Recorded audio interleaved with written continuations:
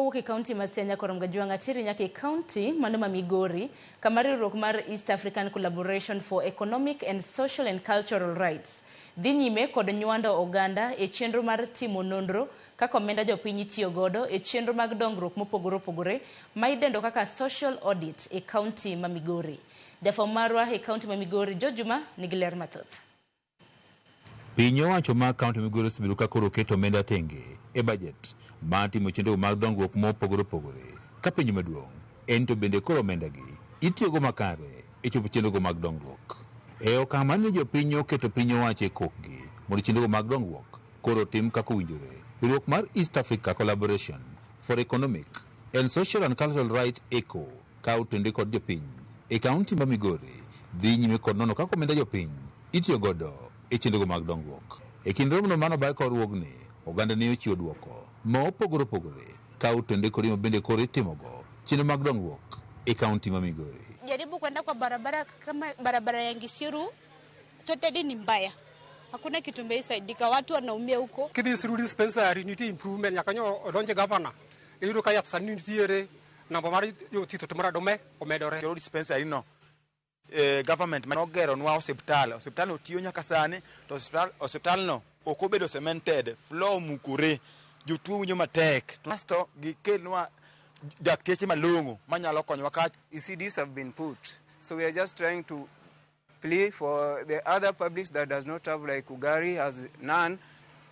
ECD class can be put to that area. Ywak maduong' ma oganda ochiwo en kowuok e sekta no mar pi e kaunti ma Migori kama jopiny wacho ni chenro mag pi mathoth mane ochak gero kod ten kaunti ma Migori koro kwamo. Okuny pi e dala mar Alara Dago nyaka sani pigno pok obedo ni konyo oganda ma e piny mar Alara Dago ma e Central Sakwa Ward. Awuoyo kuom pi mane okuny Ogwedhi Primary School ma osagere nyaka tangi kuma ituome e chiro mogwedhi. Piping osatim,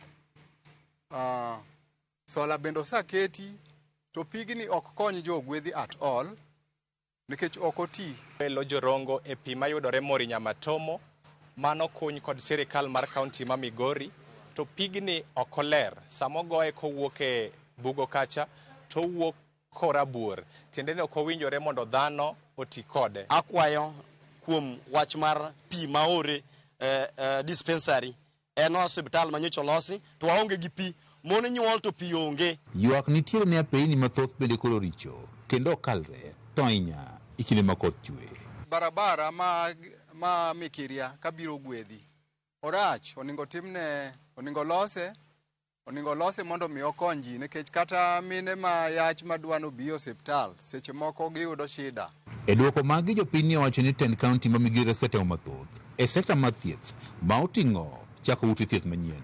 Like last year we were out to fight for the completion of Nyamware dispensary. Right now the Nyamware dispensary is very functional and it is now serving almost 4,000 households.